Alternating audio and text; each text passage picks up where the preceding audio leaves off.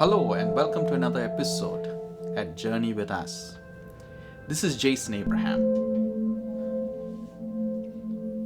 You might be wondering about this new look.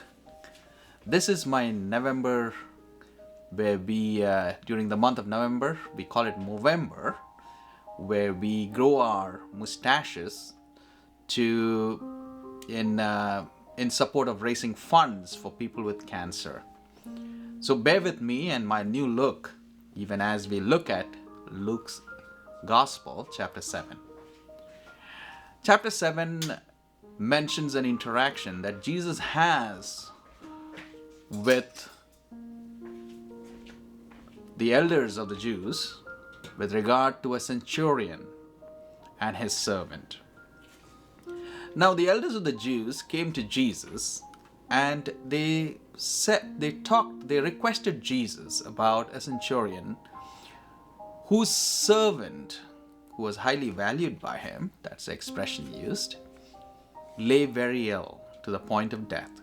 So these elders came to Jesus with a request on behalf of the centurion. And the request was that if Jesus could come to the centurion's house and heal the servant. And Jesus willingly says yes, and he's on his way to the centurion's house, and this is what we read happens. On his way, the centurion, while he is on his way to the centurion's house, this is what the centurion sends. He sends another set of friends to Jesus with these words, and says, "Lord, do not trouble yourself." Basically, do not trouble yourself to come to my house, for I am not worthy to have you come under my roof. Therefore, I did not presume to come to you, but say the word and let my servant be healed. Interesting.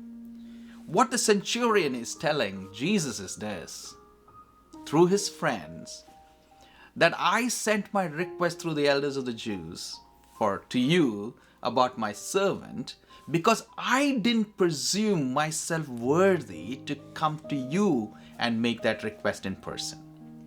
Forget about you coming under my roof. I am not worthy. Isn't it interesting that when we see the encounters of Jesus with people, there is a certain thing that happens. In the centurion getting to know Jesus, he gets to know a little bit about himself. In getting to know Jesus, he understood how unworthy he is to even come to Jesus. There was something about Jesus which a seasoned centurion who has seen hardened criminals, who has seen all kinds of people, he knew something about Jesus, and it made him feel unworthy to even come to him with a request on behalf of his servant. And therefore he sends his friends, the elders of the Jews, to Jesus with a request. And later on his friends to say, don't even come to my house, I am not worthy to have you. Just say the word and my servant will be healed.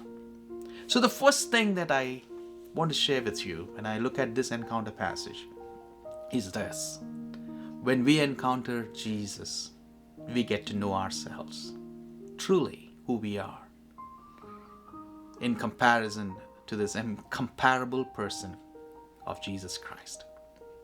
In some way, in some limited way, the centurion understood that Jesus was a perfect human. He was, as the Bible says, who did no sin, knew no sin, and in him was no sin. He was perfect.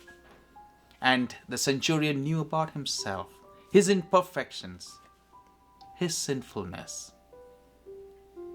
And that realization brings him to that point in saying, I'm not worthy even to come into your presence to talk about my servant. The second thing is that he understands that Jesus is a person with power, that he just has to say it and it will be done. Jesus marvels at it. His comprehension, his understanding, his acknowledgement of who Jesus is. He marvels, from where did this centurion get this?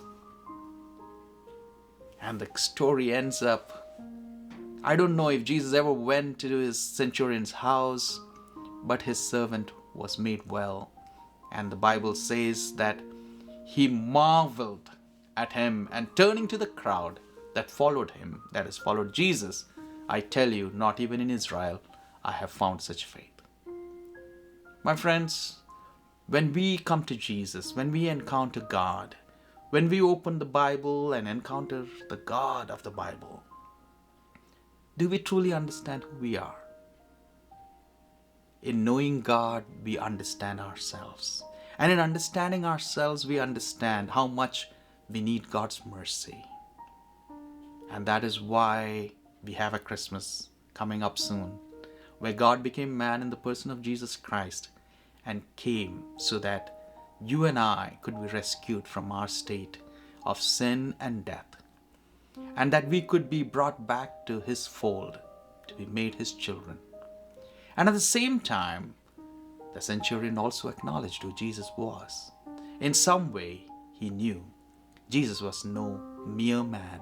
He was more than a man, and we know him to be God himself.